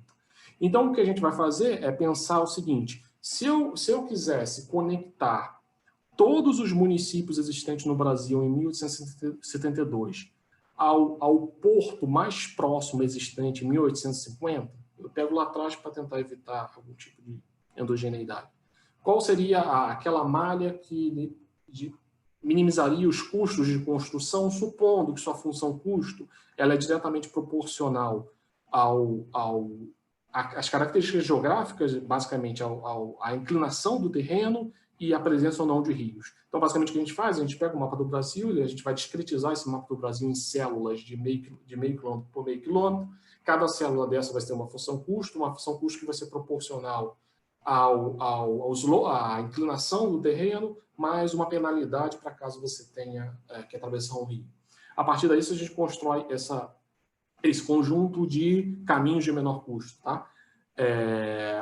Com esses caminhos de menor custo, a gente vai olhar cada município e vai olhar. Aqui, por exemplo, o verde é o custo, quanto mais escuro, maior o custo de atravessar aquela célula, e o azul é o caminho é o least cost path, é o caminho de menor custo. Então, basicamente, a variação que a gente vai trabalhar no nível do cross-section aqui é basicamente a porcentagem de quadradinhos de células azuis sobre o total de células verdes existentes nesse município. Tá? Então, para cada município, a gente vai ter essa porcentagem de least cost path sobre o total de células do município. Essa é a variação do nível cross-section da nossa análise. Mas, obviamente, aqui a gente está trabalhando com um painel, então então a gente acaba tendo que trabalhar com a variação tanto no cross-section como a variação temporal. E então a gente vai interagir essa porcentagem na extensão total da malha ferroviária no país no ano T.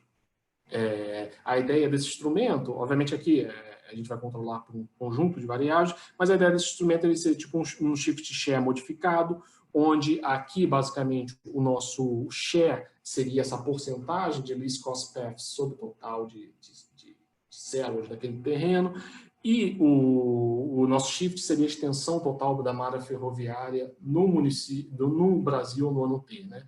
Ou seja, como a gente viu lá no paper do Goldsmith, 2020, a ideia básica aqui, a hipótese básica desse tipo de instrumento é que, basicamente, nossos shares eles não podem estar correlacionados com outra característica do baseline, né? Ou seja, você pode ter choques correlacionados com a extensão total da malha ferroviária, mas esses choques não podem se dispersar, se distribuir entre os municípios da mesma maneira como se distribui esse nosso least cost path, né? Então, essa é a ideia por trás. Aqui eu vou tentar trazer algumas evidências de que esse least cost path não está associado com as características de baseline dos municípios.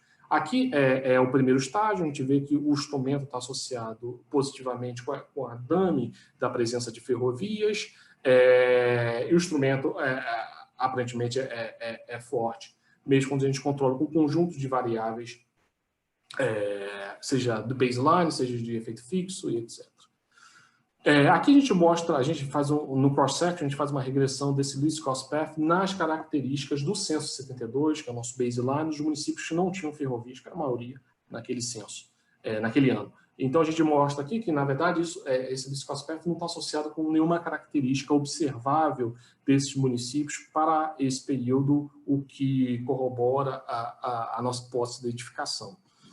Agora a gente vai olhar o impacto. Aqui o impacto das ferrovias sobre o share de pessoas trabalhando na agricultura. O que a gente encontra é que, na verdade, a expansão da ferrovia nesse período de 72 a 50 está associada com um declínio de 20 pontos percentuais no share de pessoas trabalhando na agricultura. Tá? Quando a gente olha para onde esse pessoal foi, 14 pontos percentuais foi para a manufatura, serviços a gente não encontra nenhum efeito, apesar de a gente ter um efeito significante. A gente vai achar que, na verdade, essa relação ela se dá na dimensão, quando a gente analisa particularmente a manufatura, ela se dá na dimensão tanto intensiva, quanto na margem intensiva, quanto na margem extensiva, com uma maior probabilidade de você ter fábricas nesses municípios, mas também um maior número de trabalhadores por fábrica nesses municípios. Aqui a gente faz alguns trabalhos de heterogeneidade, a gente não mostra que esses efeitos aparentemente não estão advindos de realocação econômica. Quando a gente analisa a população, surpreendentemente, a gente não acha um efeito significante. Aqui, aparentemente, o que a gente está encontrando é que, na verdade, essa expansão da ferrovia, apesar de ela estar associada com a transformação estrutural, parece ser uma transformação estrutural a nível local e não exatamente uma migração de pessoas. Infelizmente, não tem nada de migração para todo esse período, mas não parece ser um efeito de migração ou de transferência de pessoas de regiões rurais para regiões urbanas, né? Aqui a gente faz uma heterogeneidade. Também a gente parece que esse efeito de efeito de aglomeração ou efeito de migração parece estar muito mais concentrado em municípios que vão ter mais de 5 estações ferroviárias. Municípios com menos disso a gente não encontra nenhum efeito, parece estar mais concentrado nesses municípios, essa dinâmica talvez populacional e não exatamente só simplesmente transformação estrutural local. Também a gente mostra que não tem uma alocação espacial. Aqui a gente vai analisar dois mecanismos, uma integração de mercados, adoção de novas tecnologias. Obviamente aqui a ideia de integração de mercados permitiria com que municípios se especializassem em diferentes produções, gerando uma modificação na composição setorial daquelas localidades. Então, para a gente ver se de fato as ferrovias impactaram convergência de preços, a gente cria uma variável, que é uma variável também recorrente na literatura, que é a diferença em logs dos preços de duas cidades, I e J. A gente faz tipo uma equação gravitacional, onde essa diferença de preços para cada município I e J, a gente vai rodar numa dummy, se os dois municípios I e J têm estações, têm ferrovias, estão a menos de 10 km de uma ferrovia em 1910, porque a gente controla... Oi, pode falar. Tem 5 minutos, tá? Ah, valeu. A gente controla por a distância entre o município J, que seria uma proxy para o custo de comércio entre os dois municípios, e a gente controla por um conjunto de características do município IJ. Aqui obviamente, o que eu tenho são características desses dois municípios, e eu crio uma dummy, os dois municípios estão no primeiro quartil da distribuição dessas características de IJ. Além disso, a gente controla por um efeito fixo de região. Obviamente que aqui tem o problema da endogeneidade, novamente, então a gente vai usar aqui também, muito parecido com o nosso outro caso, mas aqui no cross-section, a porcentagem de grid, né, de células em que passam um least cost paths no município, sobre o total de células, como um instrumento para a expansão da ferrovia no município. A gente usa o mínimo aqui, porque a gente está trabalhando com os dois municípios, né? A gente supõe quanto, se o mínimo deles aumenta, isso está associado com uma probabilidade de ter ferrovia. O que a gente encontra aqui, especificamente para milho, é que a expansão da ferrovia está associada com uma diminuição de mais ou menos de 22% da diferença de preço de milho entre essas localidades. Na mesma medida, quando a gente olha para outros bens, a gente encontra também uma diminuição de cerca de 22% para milho, de 27% para feijão, de 36% mais ou menos para cachaça, e farinha algo em torno de 30%. Então, assim, a expansão da ferrovia é associada com uma diminuição da dispersão de preço entre os municípios. Por outro lado, você tem a dinâmica da adoção de novas tecnologias, né?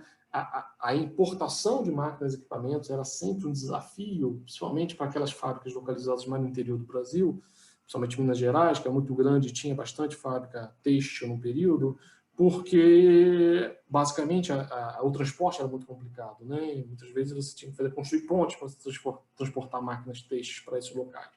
Então, obviamente, que a chegada de ferrovias, ela permite facilita essa importação de máquinas e equipamentos, o que, de maneira, a gente espera de gerar um aumento de produtividade desse setor produtivo. Então, a gente mostra aqui que a expansão da ferrovia também está associado com, aqui os dados, né, de importação entre 1878 e 1973 de máquinas para a indústria têxtil. Está associado com uma maior probabilidade de você importar uma máquina têxtil inglesa e está associado com o maior número de máquinas têxteis inglesas importadas pelos municípios, ou seja, a ferrovia aqui é associada com maior importação de máquinas e equipamentos da indústria têxtil, né, importada.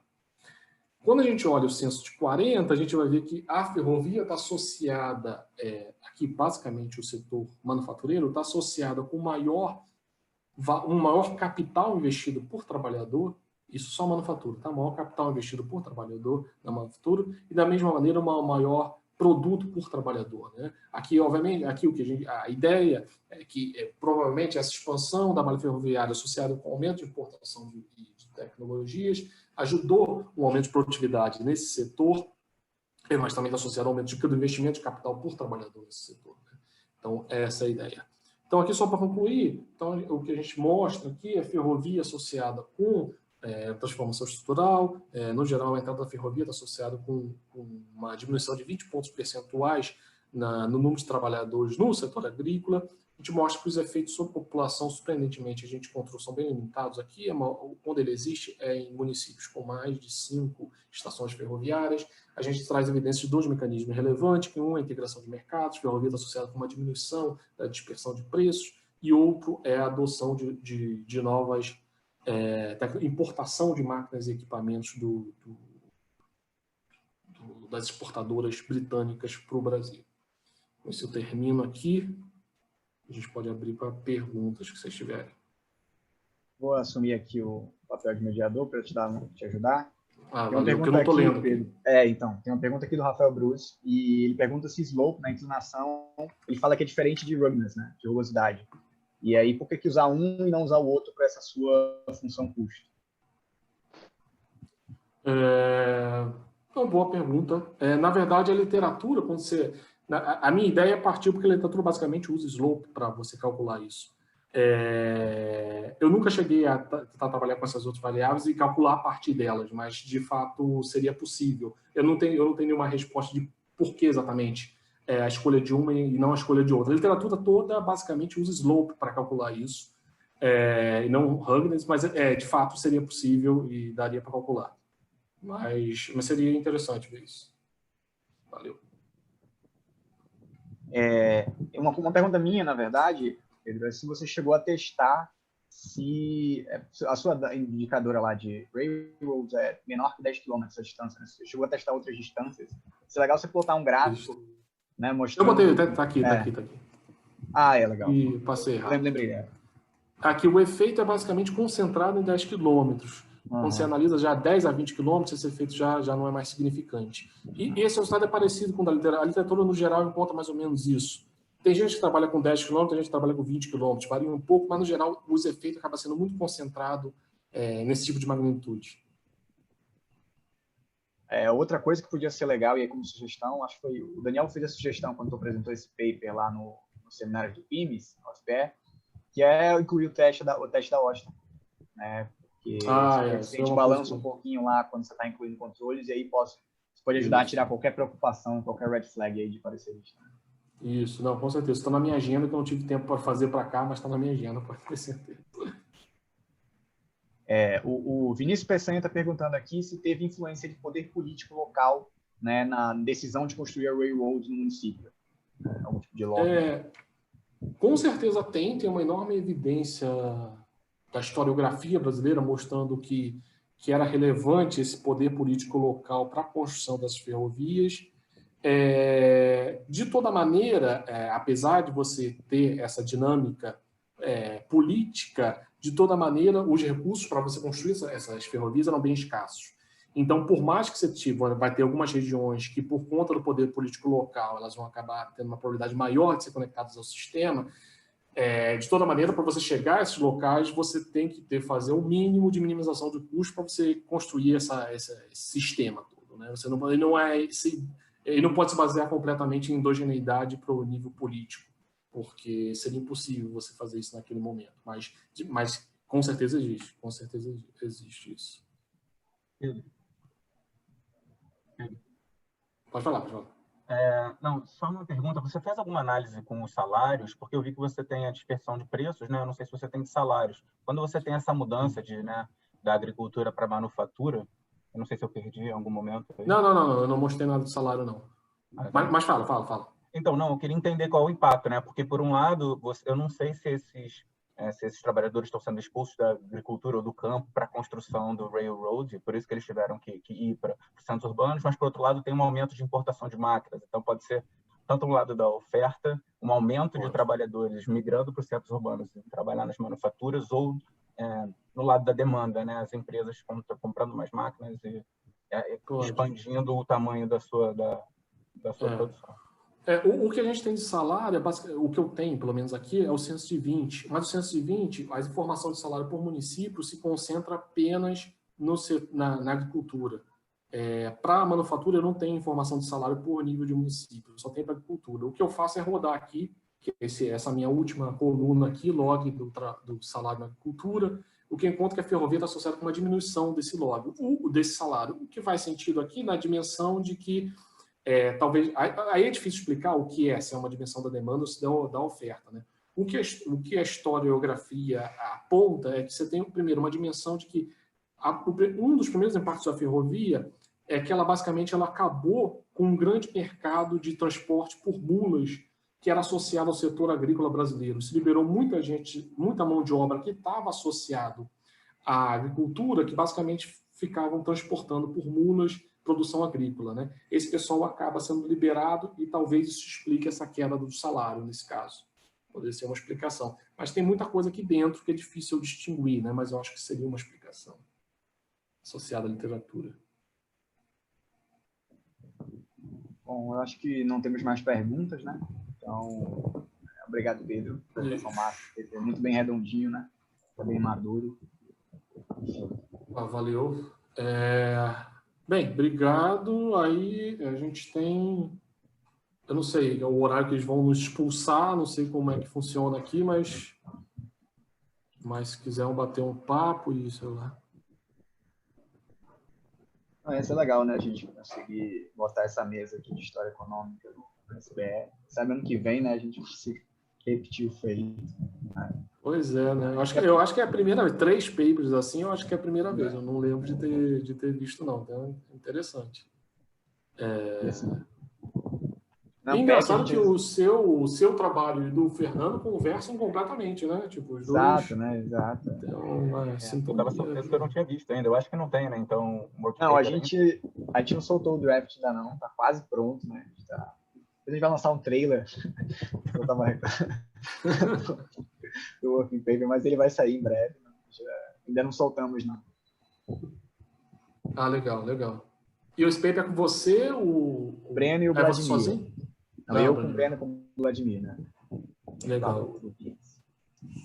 Cara, eu acho que assim, uma parada legal seria tentar aprofundar nesse mecanismo ali mais de curto prazo. É muito tempo, é muito tempo, né? Porque você está trabalhando com o Brasil inteiro, né? Isso. Para digitalizar todo o censo de 20. O problema é isso, é uma bagunça, né? Entendeu?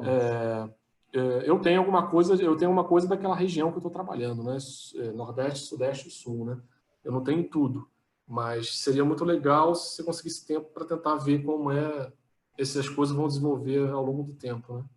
Mas você fez assim na mão mesmo ou conseguiu em algum lugar? Porque eu procurei, né? Mas é muito difícil. Os censos mais antigos aqui é tudo em PDF, umas tabelas imensas, né?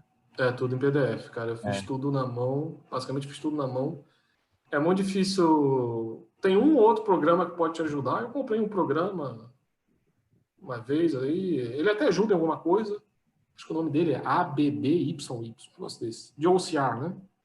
Ele te ajuda em alguma coisa, mas assim, é limitado, sabe? Não vai resolver todos os seus problemas. Mas te ajuda em alguma coisa em digitalizar algumas tabelas. Mas muita coisa tem que ser feita na mão.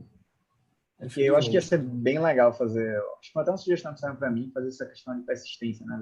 Pegar outros censos. Ia ser mais legal ainda se eu quanto mais eu posso dar. Eu tenho um de 1960, que é o censo que a gente tem microdado fácil ainda, né? Mas o 1940 e 20 eu queria, né? Estou procurando aí. Mas, pelo visto, acho que o caminho é esse, né? 20, 40 e 50. Não conheço ninguém, não conheço nada que tenha digitalizado completamente esses censos. Só um parênteses bem rápido, acho que vale a pena parar a gravação. Mas a gente pode parar aqui? É legal, Que aí vocês podem conversar